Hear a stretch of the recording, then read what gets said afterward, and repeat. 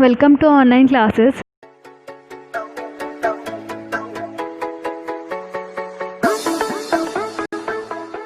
So class 6 science हम कर रहे थे। चैप्टर नंबर 4 का हमने पार्ट फर्स्ट कर लिया था और इस वीडियो में हम पार्ट सेकंड करने वाले हैं। सो फर्स्ट पार्ट तक हमने जो है पेज नंबर 25 तक कर लिया था। इस पार्ट में हम नेक्स्ट पेज से कंटिन्यू कर रहे हैं।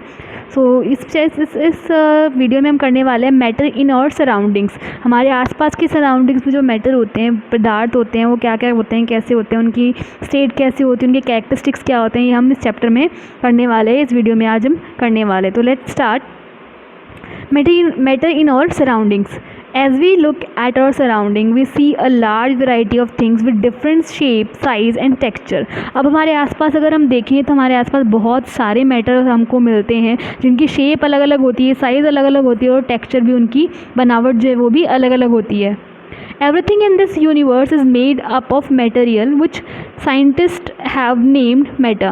अब दुनिया में जितनी भी चीज़ें हैं, यूनिवर्स में जितनी भी चीज़ें हैं, सारी की सारी मटेरियल से बनी होती हैं और साइंटिस्ट ने उसका नाम क्या रख दिया? उस मटेरियल का मैटर रख दिया उसका नाम।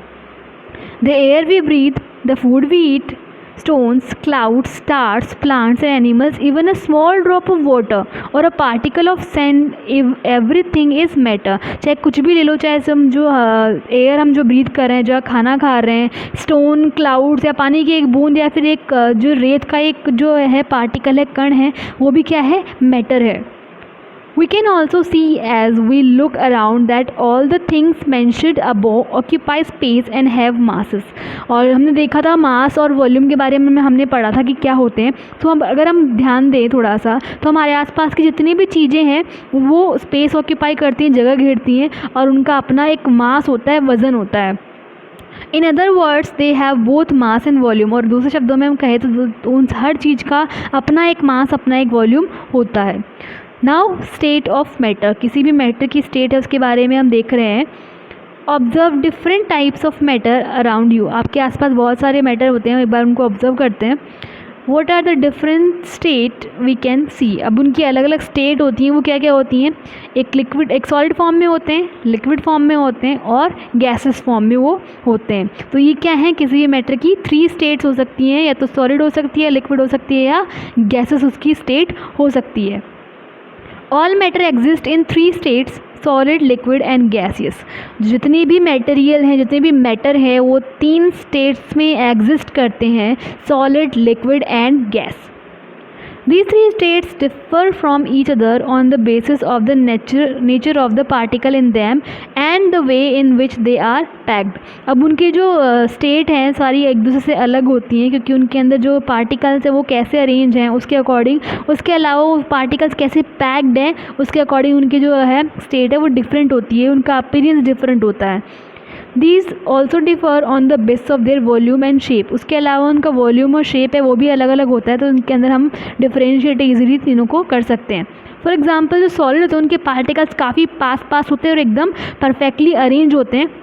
लिक्विड है उसके पार्टिकल्स हैं सॉलिड की कंपैरिजन थोड़े दूर होते हैं और एकदम अच्छे से अरेंज नहीं होते, जबकि गैसेस है उनके पार्टिकल्स हैं लिक्विड और सॉलिड की फॉर्म में बहुत ज़्यादा दूर होते हैं और बिल्कुल भी अरेंज नहीं होते हैं। सो इनकी जो पैकिंग है इन तीनों की इस इमेज के अंदर हम देख सकते हैं। नेक्स्ट हम जो है पहला पढ़ रहे हैं, पहला जो मैटर का स्टेट होता है सॉलिड स्टेट, वो हम पढ़ने वाले। तो let's see. Solid have a definite shape and fixed volume. Solid का अपना खुद का एक डिफाइनाइट शेप होता है, एक पहले से जो है एकदम पक्का शेप होता है उसका, और एक फिक्स्ड वॉल्यूम होता है। They do not change their shape और वॉल्यूम ईजीली। और अपना शेप और वॉल्यूम है वो ईजीली चेंज नहीं करते हैं। You can make a solid move from one place to another, but it is not possible to change its shape easily. अब एक सॉलिड को आप एक जगह से उठा के दूसरी जगह रख सकते हो, लेकिन आप उनकी शेप है वो इजीली चेंज नहीं कर सकते हो। Molecules are the smallest identified units of a substance. अब इसके अंदर जो कोई भी मैटर बना होता है उसके वो मॉलिक्यूल से बना होता है और एक स्मॉलेस्ट आइडेंटिफाइड यूनिट होती है किसी भी सब्सटेंस की, कौन? Molecules. The molecules in solids are packed closely. और मॉलिक्यूल्स होते हैं सॉलिड के अंदर, मतलब कोई भी मैटर बना होता है वो किससे बना होता है? मॉलिक्यूल से बना होता है। और किसी भी सॉलिड के अंदर जो मॉलिक्यूल्स होते हैं वो एकदम क्लोजली पैक्ड होते हैं, अच्छे से पैक होते हैं। टाइटली पैक होते हैं। The molecule of A solid have strong intermolecular force of attraction. और सॉलिड के अंदर जो मॉलिक्यूल्स होते हैं उनके आपस के बीच में एक फोर्स काम होता है, अट्रैक्शन फोर्स काम कर रहा होता है, जिसको बोलते हैं इंटरमॉलिकुलर फोर्स। मतलब एक मॉलिक्यूल दूसरे मॉलिक्यूल से जुड़ा होता है, कनेक्टेड होता है, अट्रैक्ट होता है। These forces keep the molecule together and closely packed as a result volume and shape. These forces make solid hard and rigid. अब इसी फोर्स की वजह से, इस इंटरमॉलिक्यूलर फोर्स ऑफ अट्रैक्शन की वजह से जो मॉलिक्यूल्स हैं आपस में एक दूसरे से पैक रहते हैं, क्लोजली साथ में रहते हैं, और इसी की वजह से सॉलिड है उनका वॉल्यूम भी क्या होता है, फिक्स होता है, उनकी शेप भी एकदम फिक्स हो जाती है। और इसी फोर्स की वजह से जो सॉलिड्स है वो एकदम हार्ड और रिजिड होते हैं, कठोर होते हैं। नेक्स्ट स्टेट ऑफ मैटर है हमारे पास लिक्विड। लिक्विड की जो है क्या क्या उसकी क्वालिटीज़ हैं स्टेट की, ये हम देखते हैं। Liquid have a fixed volume but they take a shape of the vessel in the which they are kept, hence their shape is not fixed. अब लिक्विड है उनका वॉल्यूम तो फिक्स होता है लेकिन उनकी शेप फिक्स नहीं होती है। जिस वेसल के अंदर, जो बर्तन के अंदर आप लिक्विड को डालोगे उसी का शेप वो लिक्विड है वो ले लेगा, क्योंकि उनकी शेप है वो फिक्स नहीं होती है। Water when poured into a glass take a shape of the glass, and when poured in jug take the shape of the jug, but its volume remain the same। अब किसी भी जो glass के अंदर हमने वाटर को डाला तो ग्लास की शेप ले लेगा, किसी जग में डाल तो जग की शेप ले लेगा, लेकिन उसका वॉल्यूम है वो हमेशा सेम रहेगा। The molecules in a liquid are less tightly packed than a solid. अब जो उनके अंदर अरेंजमेंट होता है मॉलिक्यूल्स का वो इतना टाइट पैक नहीं होता जितना सॉलिड में होता है, मतलब सॉलिड से थोड़ा लूज़ होता है इनका अरेंजमेंट यहाँ पे इस लिक्विड के अंदर। The reason for this is that the force of attraction between the molecules of a liquid are less strong than a solid। अब इसका रीज़न ये है कि जो अट्रैक्शन फोर्स होता है जो सॉलिड के बीच मॉलिक्यूल्स के बीच में जितना अच्छा अट्रैक्शन फोर्स होता है उतना स्ट्रॉन्ग लिक्विड के मॉलिक्यूल्स के बीच में नहीं होता है।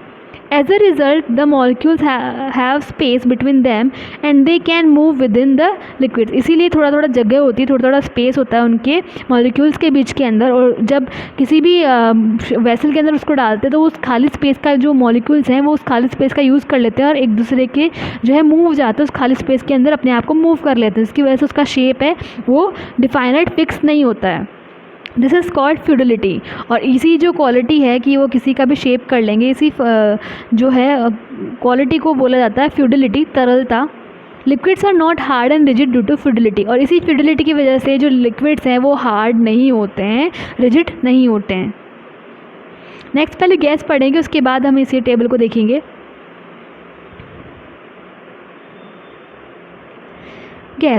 Gas are the state of matter which have no fix shape and no fix volume.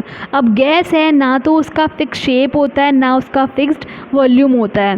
The air in a football and the air in a balloon और in a bicycle tyre has different shape and different volumes. अब हम बात करें हवा की, हवा gases form में होती है। अब हवा किसी फुटबॉल में हो या किसी बलून में या किसी बाइसाइकिल के टायर में हो, तीनों का शेप अलग अलग होगा और तीनों का वॉल्यूम भी अलग अलग होगा। The molecules in a gas have large distance between them and they have very little intramolecular force of attraction। अब जो उनके अंदर अरेंजमेंट होता है पार्टिकल्स का, मॉलिक्यूल्स का, वो बहुत दूर दूर होता है अरेंजमेंट। गैस के एक पार्टिकल है, एक पार्टिकल दूसरे पार्टिकल से बहुत ज़्यादा दूरी पर होता है, और उनके बीच में जो दूरी ज़्यादा हो गई तो उनके बीच में जो फोर्स होता है, इंट्रामोलिकुलर फोर्स होता है, वो भी कम स्ट्रॉन्ग होता है। इसीलिए जो है उनका ना फिक्स शेप होता है ना फिक्स वॉल्यूम होता है। Therefore the molecules are always moving and occupy the whole of the volume of the vessel in which they are kept. इसीलिए जो है हमेशा जो उसके मॉलिक्यूल है उसके अंदर मॉलिक्यूल है वो सारे घूमते रहेंगे, मूव करते रहेंगे, और उनके बीच में जो वॉल्यूम है उसको वो ऑक्यूपाई करते रहेंगे जिस भी वेसल के अंदर वो डाले जाते हैं। सॉलिड लिक्विड गैस के बारे में हमने पढ़ लिया है। अब इसकी जो है ये हमको एक टेबल दी है, ये पढ़ते हैं। इस टेबल के अंदर हमको ये सॉलिड लिक्विड और गैस इनके बारे में हम डिफरेंशिएट कर पाएंगे, इनके बीच में अंतर देख पाएंगे। तो सबसे पहले प्रॉपर्टी है पोजीशन ऑफ मॉलिक्यूल्स। इन तीनों में मॉलिक्यूल की पोजीशन कैसे कैसे क्या क्या होती है। सॉलिड के अंदर पोजीशन फिक्स होती है, मूव नहीं कर सकते पार्टिकल्स। लिक्विड्स के अंदर फिक्स नहीं होती है, पार्टिकल्स है आपस में एक दूसरे के साथ मूवमेंट कर सकते हैं। गैस के अंदर बिल्कुल भी फिक्स नहीं होते, पार्टिकल हमेशा मूव करते रहते हैं। अब गैस और लिक्विड में एक डिफरेंस है। लिक्विड के पार्टिकल तब जब वेसल चेंज होगा तभी चेंज करेंगे, जबकि गैस के पार्टिकल हमेशा मूव करते रहेंगे। इंटरमोलिकुलर फोर्स सॉलिड में बहुत स्ट्रॉन्ग होता है, सबसे ज़्यादा स्ट्रॉन्ग होता है। लिक्विड के अंदर जो है इंटरमोलिकुलर फोर्स सॉलिड से वीक होता है लेकिन गैस से ज़्यादा स्ट्रॉन्ग होता है, और गैसेस के अंदर इंटरमोलिकुलर फोर्स सबसे कम होता है। इंटरमोलिकुलर स्पेस, उनके बीच में दो मॉलिक्यूल के बीच में स्पेस कितना है, तो दो मॉलिक्यूल के बीच में सॉलिड के अंदर बहुत कम स्पेस होता है, बहुत टाइटली पैक होते हैं। लिक्विड के अंदर थोड़ा सा स्पेस होता है, सॉलिड से ज़्यादा स्पेस होता है लेकिन लिक्विड से कम स्पेस होता है। और गैस के अंदर बहुत ज़्यादा स्पेस होता है, दो मॉलिक्यूल्स के बीच में बहुत ज़्यादा स्पेस होता है कि वो आराम से मॉलिक्यूल, उसमें कोई तीसरा मॉलिक्यूल भी आपस में घूम सकता है। देन है वॉल्यूम। सॉलिड का वॉल्यूम डिफाइनाइट होता है, लिक्विड का भी डिफाइनाइट होता है लेकिन गैस में वॉल्यूम डिफाइनाइट नहीं होता है।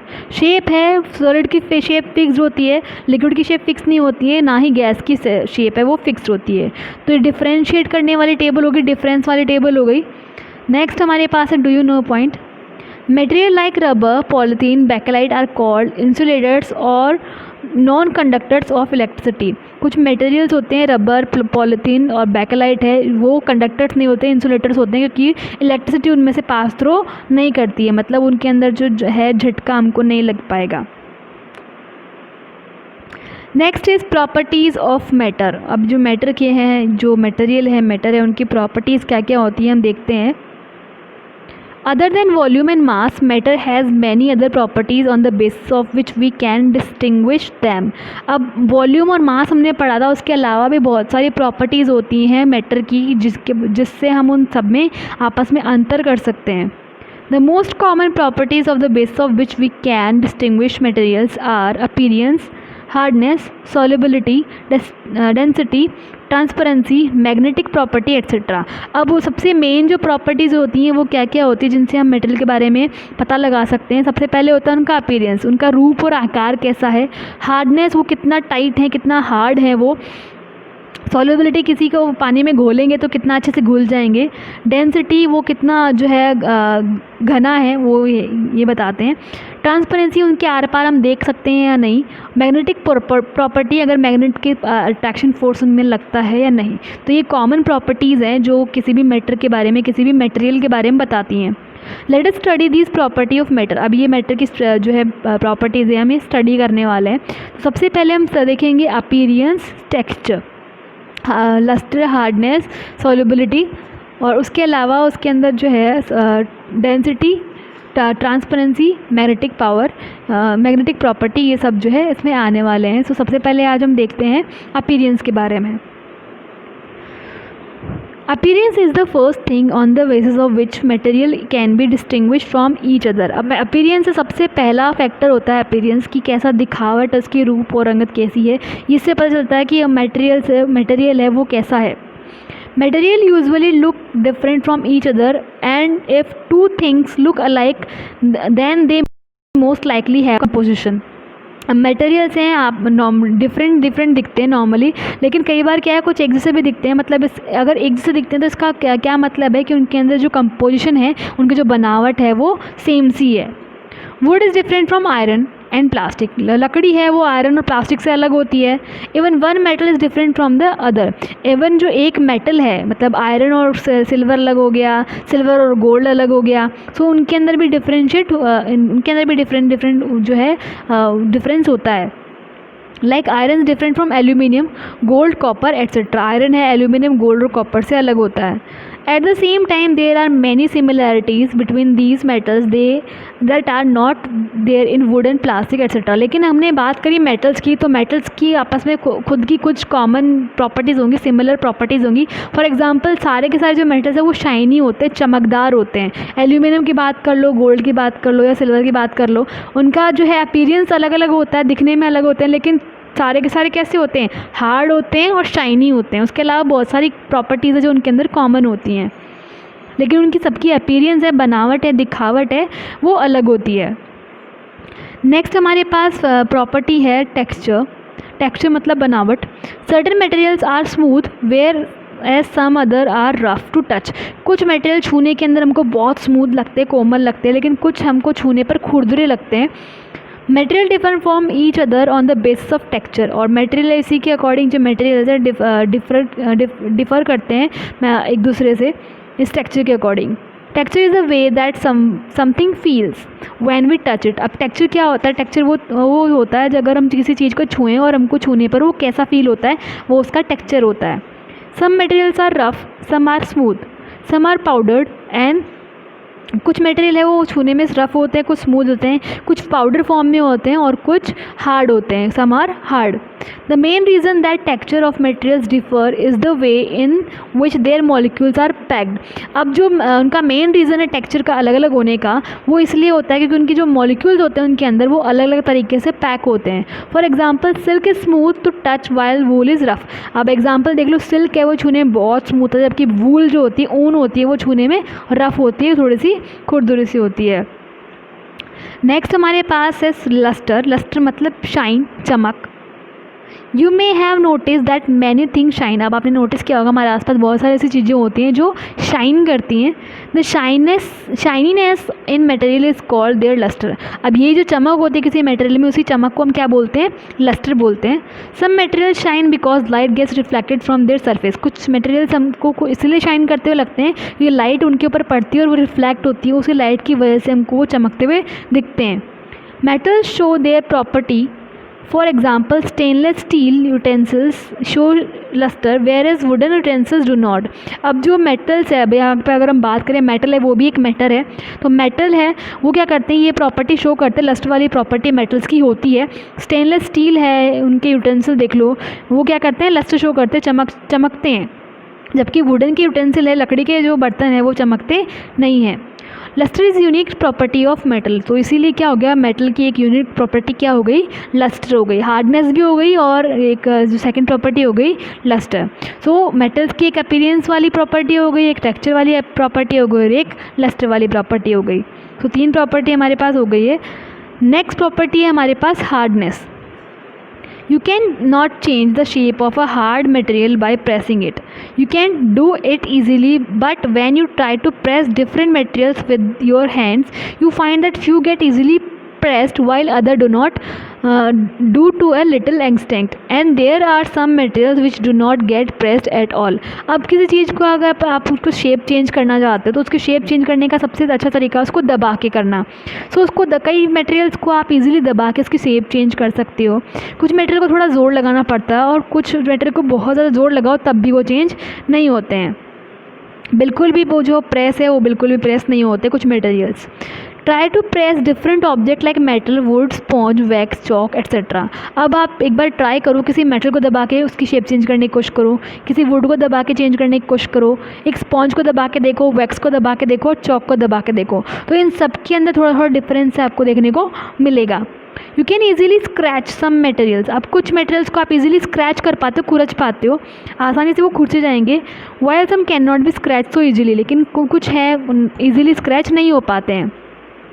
Materials which can be pressed or scratched easily are called soft, while some other materials which are difficult to press are called hard.